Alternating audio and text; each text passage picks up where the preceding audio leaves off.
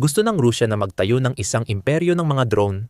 Hindi lang ito basta bumibili ng maraming drone mula sa Iran, kundi nagtatayo rin ito ng sarili nitong mga planta ng paggawa ng drone. Umaasang makakalikha ng 10,000 drone bawat taon para dagdagan pa ang presyon sa Ukraine at unti-unting pahinain ang depensa ng bansa. Pero hindi hinahayaan ng Ukraine na makalusot si Rusya.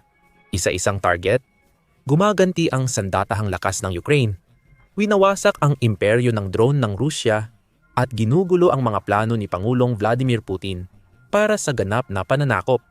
Para maintindihan ang kahalagahan ng pinakabagong matagumpay na pag-atake ng Ukraine, kailangan munang tingnan ang konteksto ng digmaan at kung gaano na ito nagbago mula noong mga unang araw at linggo nito. Noong 2022 nang nagsimula ang iligal na pagtawid sa hangganan ng mga tropang Ruso, ang mga unang yugto ng digmaan ay medyo tradisyonal pa rin. May mga trinsera, tropa, tangke, at mga armored na sasakyan na may mga putok ng baril at artilyerya. Nagkaguluhan sa pagitan ng mga Ruso at Ukrainyano habang ipinaglalaban ng mga Ruso ang teritoryo na matapang namang ipinagtatanggol ng mga Ukrainyano. Kasama na rin noon ang mga drone sa labanan. Pero hindi pa ganoon kalaki ang papel nila noon. Sa loob ng ilang buwan, umatake lamang ang mga Ruso ng drone ng halos 100 beses. Pero habang lumilipas ang panahon, lalong naging mahalaga ang papel ng mga drone. Mas naging malaki ang pag-asa ng Russia sa mga ito kumpara noon. Sa puntong ang mga drone na ngayon ang responsable sa nakakagulat na 70% ng lahat ng casualty ng Ukraine. At ang bilang ng mga pag-atake ay mabilis na tumataas habang nagpapatuloy ang labanan. Noong 2024, kinailangan ng Ukraine na harapin ang average na 900 at 50 drone bawat buwan. Noong unang kalahati ng 2025, tumaas ang bilang ng pag-atake ng drone sa Ukraine sa 3,400 at 53 bawat buwan at umabot sa record na 5,400 at 38 Russian drone ang tumama sa Ukraine noong Hunyo lamang. Mapalad ang Ukraine na may matibay na pagpipilian ng makabagong air defense at anti-drone system na maasahan. Ang ilan ay ibibinigay ng mga kaalyado sa iba't ibang panig ng mundo tulad ng Alemanya at United States, habang ang iba naman ay dinevelop sa loob ng bansa. Isa na namang nakaka-inspire na pagpapakita ng talino at inobasyon ng mga Ukrainian. Madalas na nagtatagumpay ang mga sistemang ito sa pagpapabagsak ng karamihan sa mga drone at misil ng Russia. Gayunpaman, may ilang drone pa rin na tumatama sa kanilang mga target. Nagdudulot ng pinsala sa mga gusali at infrastruktura at nagresulta sa mga sugatan at namamatay sa mga tao. Bahagi lahat ito ng estratehiya ng Russia. Gusto ni Putin na lamunin ang Ukraine gamit ang matinding puwersa.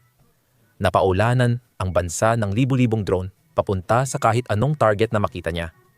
Kabilang na ang mga malalalim sa teritoryo ng Ukraine. Hindi lang sa mga frontline o sa mga lugar na pinagtatalunan tulad ng Luhansk at Donetsk. Naiintindihan niya na kayang pabagsakin ng Ukraine ang karamihan sa kanyang mga drone. Pero alam din niya na may ilan na makakalusot at tatama sa kanilang mga target. Bukod pa rito, maiintindihan din ng Pangulong Ruso ang psikolohikal na epekto ng drone warfare sa populasyon. Halos gabi-gabi, tumutunog ang mga sirena ng air raid sa buong Ukraine. Sa pilitang lumikas ang mga residente mula sa kanilang mga bahay at naghahanap ng kahit saang masisilungan. Nagkakapit-bisig ang magkakapit-bahay at mga bata. Naririnig ang kakaibang ugong ng mga drone habang sumasabog at nagliliyab ang paligid. Naghihintay at nagtataka kung makakaligtas ba sila. Hindi mo talaga maisip ang takot na nararanasan ng mga taong yon. At sa kasalukuyan, humaharap ang Ukraine sa pinakamataas na bilang ng mga sibilyang nasawi o nasugatan, na mahigit 6,000 at 700 katao ang napatay o nasugatan ngayong taon lang. Mas nakakatakot ang sitwasyon kaysa dati. Si Daniel Bell, ang pinuno ng United Nations Human Rights Monitoring Mission sa Ukraine, ay nagbubuod sa seryosong kalagayan na kinakaharap ng bansa. Ang mga sibilyan sa buong Ukraine ay nakakaranas ng antas ng pagdurusa na hindi pa natin nakita sa mahigit 3 taon. Ang pagdami ng mga long-range missile at drone strikes sa buong bansa ay nagdulot ng mas marami pang kamatayan at pagkawasak sa mga sibilyan na malayo sa linya ng labanan. At si William Taylor, isang dating United States diplomat na nagtrabaho sa Kyiv, ay kumbinsido na bahagi ito ng master plan ni Putin para pababain ang morale ng buong bansa. Ang mga pag-ataking ito ay nakatuon sa mga sibilyang target na naglalayong pababain ang loob ng mga Ukrainians para kumbinsihin silang talo na sila. Sang-ayon si Pangulong Volodymyr Zelensky ng Ukraine sa mga alalahaning ito at pinaniniwalaan niya na ito'y pagtaas ng terorismo ng Russia. Daan-daang syahid gabi-gabi, tuloy-tuloy na mga pag-atake at malalaking opensiba laban sa mga lungsod ng Ukraine. Kung may isang aral na natutunan ng mundo tungkol sa Ukraine nitong nakaraang taon, ito ay hindi dapat isantabi ang bansang ito. Kahit sa harap ng tila hindi malalampasang mga pagsubok at matinding kahirapan, paulit-ulit na pinapakita ng Ukraine ang kanilang lakas at tibay. Kahit ngayon, sa kabila ng mga drone attack na pumapalo sa record, malulungkot na pagkasawi ng mga sibilyan, at patuloy na tumitinding agresyon, hindi sumusuko ang Ukraine. Sa katunayan, gumaganti ito. Tinututukan ang mahahalagang bahagi ng infrastruktura sa imperyo ng drone ng Russia, tulad ng malaking planta ng paggawa ng drone sa Yelabuga. Matatagpuan ito sa rehiyon ng Tatarstan sa Russia, malayo sa silangan ng Moscow at halos 750 milya mula sa hangganan ng Ukraine. Sinasabing ang planta ang pinakamalaki sa uri nito sa Russia at may malaking papel sa plano ng Kremlin na gumawa ng mahigit 5,000 drone bawat buwan. Ito rin ay malapit sa iba't ibang mahalagang ruta ng lohistika, kaya mabilis na ilalabas ang mga drone mula sa pabrika papunta sa mga frontline at pinapaputok papuntang Ukraine mula sa iba't ibang direksyon. Sa kabutihang palad, abot din ng mga long-range na armas ng Ukraine ang planta at matagumpay na tinamaan ito sa maraming pagkakataon. Ang pinakahuling pag-atake ay noong Hunyo, nang magpadala ang mga puwersa ng Ukraine ng maraming drone sa rehiyon ng Tatarstan at papunta sa planta. Ayon sa mga ulat ng Russia, bumagsak ang mga drone at debris mula sa langit papunta sa planta ng paggawa nito, na naging sanhi ng sunog. Kinailangang pansamantalang isara ang mga lokal na paliparan sa mga lugar tulad ng Kazan at Nizhny Camps dahil sa takot na baka may iba pang mga drone sa lugar. May mga larawan at video mula sa insidente na nagpapakita ng makakapal na itim na usok na umaakyat sa itaas ng pabrika. Matapos ang pag-atake, sinubukan ng mga opisyal ng Russia na gawing maliit ang issue. Ang lokal na gobernador na si Rostan Minikonov ay nag-angkin pa na isang planta ng sasakyan at hindi ang pabrika ng drone ang nasira. Gayunpaman, maraming iba pang mga source sa iba't ibang social media platform tulad ng Telegram ang nagkumpirma na ang totoong target ay ang pabrika ng drone. Kalaunan, ibinahagi ng opisyal na account ng pangkalahatang kawani ng sandatahang lakas ng Ukraine ang detalye ng pag-atake. Bilang bahagi ng pagpapababa sa kakayahan ng kalaban na gumawa ng mga unmanned aerial vehicle na pang-atake, noong Hunyo 15 ang mga unit ng Special Operations Forces ng sandatahang lakas ng Ukraine, sa pakikipagtulungan sa iba pang bahagi ng puwersang pananggulan, ay umatake sa isang mahalagang pasilidad ng military-industrial complex ng mga agresor na Ruso. Ang target ay isang pasilidad ng paggawa ng unmanned aerial vehicle sa Yelabuga, Republika ng Tatarstan, Russia. Ang military-industrial complex na ito, pasilidad ng mga mananakop na Ruso, ay ginagamit para gumawa, mag-test, at maglunsad ng strike unmanned aerial vehicles sa buong teritoryo ng Ukraine, partikular na sa enerhiya at sibilyang infrastruktura. Kumpirmado na ang mga paraan ng pagsira ay nakarating sa target na lugar. Ang mga resulta ay kasalukuyang nililinaw. Ipinagpatuloy ng mga puwersa ng depensa ang hakbang upang pahinain ang militar at ekonomikong potensyal ng mga mananakop na Ruso at pilitin ang Federasyon ng Rusya na itigil ang armadong agresyon laban sa Ukraine. Ngayon, kahit pansamantalang naipatigil lang ang operasyon ng pabrika, panalo pa rin ito para sa Ukraine dahil nakakatulong ito upang maantala at magulo ang proseso ng paggawa ng mga drone. At kapag mas kaunti ang mga drone na magagamit, agad na bumababa ang bisa ng Russia. Sinundan ng Ukraine ang pag-atake sa Yelabuga ng mga strike sa Progress Plant, isang malaking pabrika sa Cheboksary, isang lungsod sa Ilog Volga sa silangan ng Moscow. Ang pabrika ay gumagawa ng mahalagang bahagi para sa drone, army at Iskander missile ng Russia. Ito ay gumagawa ng Cometa Adaptive Antenna Arrays na ginagamit sa Iskanders at Shahids para protektahan ang mga ito mula sa epekto ng electronic warfare. Pinagtitibay nito ang mga ito, kaya mas malamang na tamaan nila ang kanilang mga target at makapinsala sa Ukraine. Gumagawa rin ang pabrika ng mga hydraulic system at electromechanical drive na ginagamit sa mga artillery system ng Russia. Kaya isa itong malaking ambag sa makinarya ng digmaan ng Kremlin. Noong Hunyo siyang matagumpay na tinamaan ng Ukraine ang planta ng Cheboksary Progress. Ito ay isa sa pinakamalalim na drone strike ng Ukraine sa Russia dahil ang pabrika ay nasa humigit kumulang 800 milya mula sa hangganan. Dalawa sa mga long-range drone ng Ukraine ang tumama sa pabrika. At makikita sa video footage mula sa lugar ang isang napakalaking sunog na sumiklab. Pinatunayan ng General Staff Telegram account na ang pag-atake ay bahagi ng pagsupil sa kakayahan ng kalaban na gumawa ng mga sandata para sa mga airstrike. Noong gabi ng Hunyo, siyang pinaputukan ng mga unit ng Unmanned Systems Forces ng sandatahang lakas ng Ukraine. Kasama ang iba pang bahagi ng Defense Forces ng Ukraine, ang mga pasilidad ng Joint Stock Company, VNIIR Progress, Limited Liability Company, ABS Electro, na matatagpuan sa Cheboksary sa Chuvash Republic, Russia. Idinagdag pa ng The Post na kumalat ang isang malakihang sunog sa pabrika at ilang malalaking paliparan sa mga lungsod tulad ng Kazan at Saratov ay pansamantalang isinara. Sa mga sumunod na araw at linggo, kinailangan ng Russia na maglaan ng mga yaman, pera at lakas tao upang ayusin ang nasirang planta at muling simulan ang operasyon.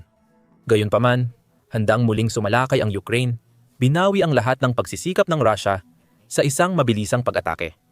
Noong Hulyo 5 muling tinamaan ang Progress Plant at nangyari ito muli. Ibinahagi ng pangkalahatang kawani ng sandatahang lakas ang balita sa Telegram. Isinulat nila, noong gabi ng Hulyo 5, ang mga unit ng puwersa ng walang tauhang sistema ng sandatahang lakas ng Ukranya sa pakikipagtulungan sa iba pang bahagi ng puwersa ng depensa ay tumama sa isang mahalagang pasilidad ng militar na industrial na complex ng agresor na Ruso. Joint Stock Company VNIIR Progress, Cheboksary, Chuvash, Republika ng Federasyon ng Rusya. Ang tinamaan na target ay ang mga pasilidad para sa paggawa ng Cometa Adaptive Antenna Arrays.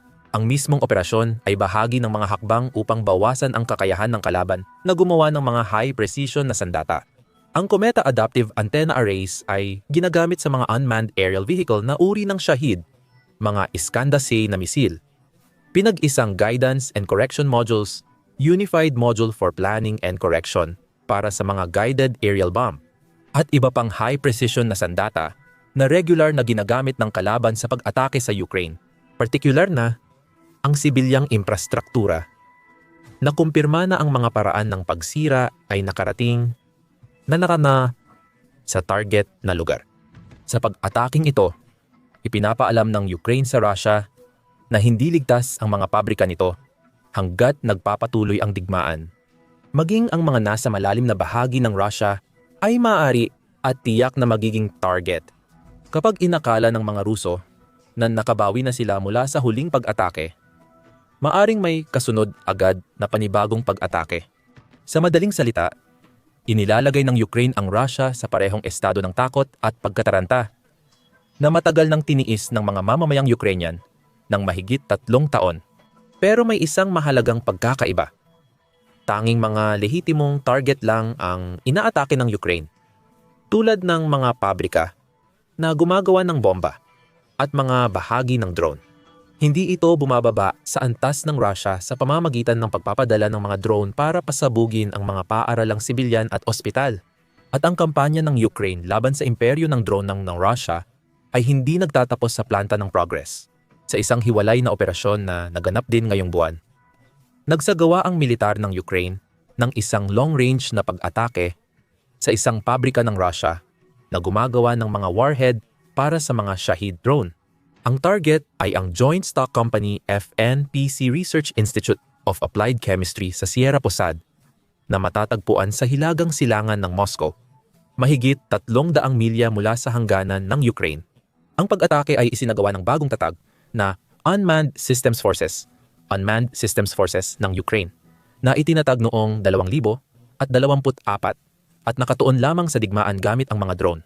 Nagbahagi ang Unmanned Systems Forces ng ulat tungkol sa pag-atake sa X.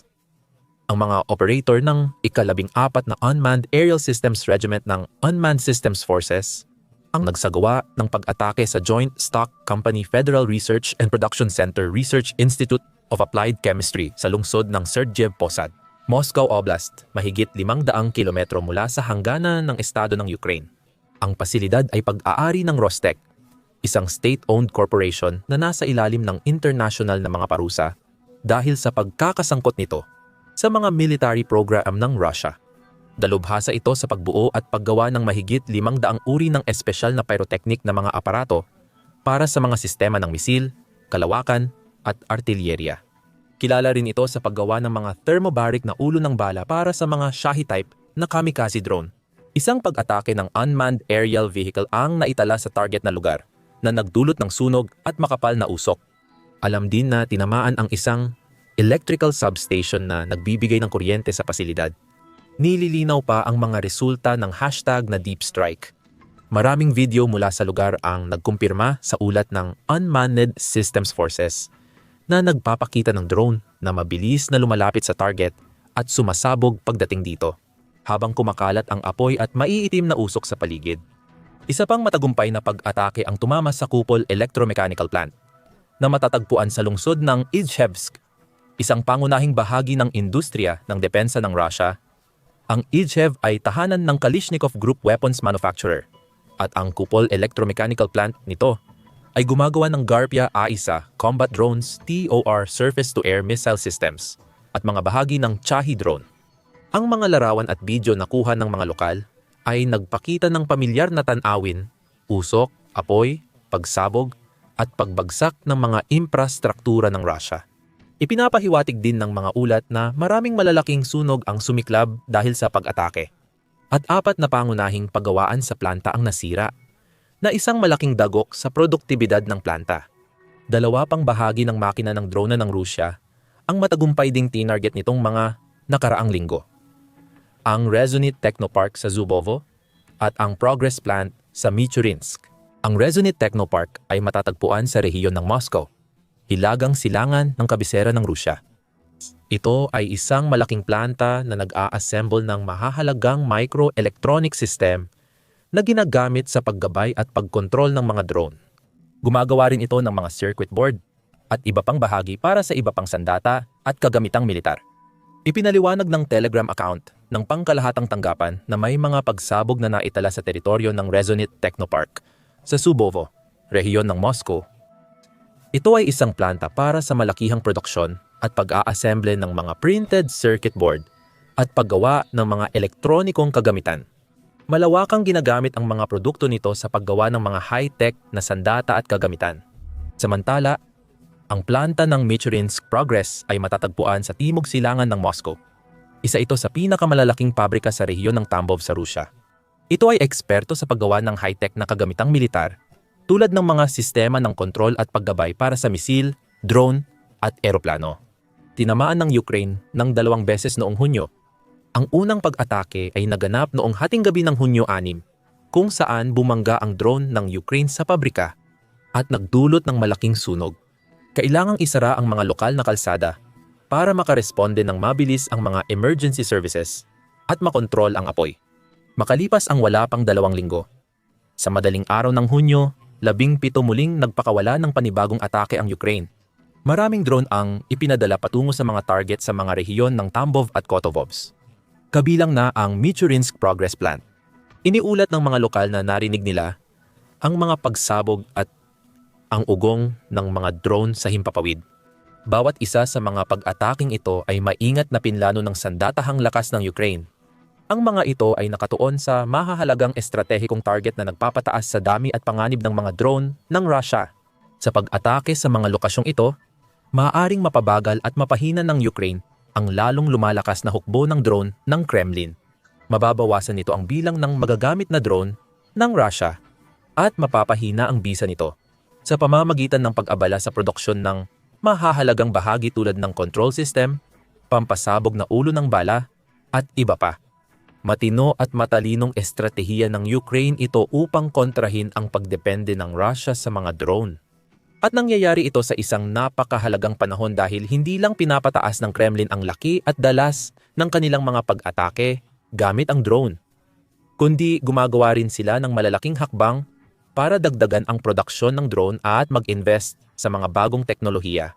Ayon sa mga ulat kamakailan, halimbawa, ang mga bagong Shahid ng Russia ay may mas malalaking kargamento kaysa dati, kabilang na ang thermobaric at cluster munitions para makapinsala ng mas malawak na hanay ng mga target. Sa isang partikular na malupit at masamang hakbang, ang bagong Shahid maaari ring lagyan ng delayed fuse explosives ang mga drone na partikular na dinisenyo para saktan o patayin pa nga ang mga emergency responder na dumarating sa mga lugar ng drone attack para tumulong sa mga nasugatan at magligtas ng buhay. Sa kabutihang palad, sa pagtutok ng mga puwersa ng Ukraine sa mga pasilidad ng drone tulad ng progress plants at couple factory, direkta nilang napipigilan ang daan-daan kung hindi man libo-libong sibilyan na maging biktima. Ang sistematikong kampanya nito laban sa paggawa ng drone ay napatunayan ng epektibo. Nabawasan ang dami, katumpakan, at kakayahang pumatay ng mga swarm ng drone ng mga Ruso. Hindi kayang tuluyang mapigilan ng Ukraine ang mga drone. At tiyak na patuloy pa rin silang haharap sa malalaking grupo ng drone araw-araw sa mga susunod na buwan o taon. Pero ginagawa nito ang lahat ng makakaya, gamit ang limitadong mapagkukunan para lumaban. Unti-unti, pabrika sa pabrika, pinapawi nito ang imperyo ng drone ng Kremlin. Kamakailan, pinalakas ng Ukraine ang kanilang depensa upang mas maprotektahan ang mga lungsod at sibilyan laban sa mga pag-atake ng drone.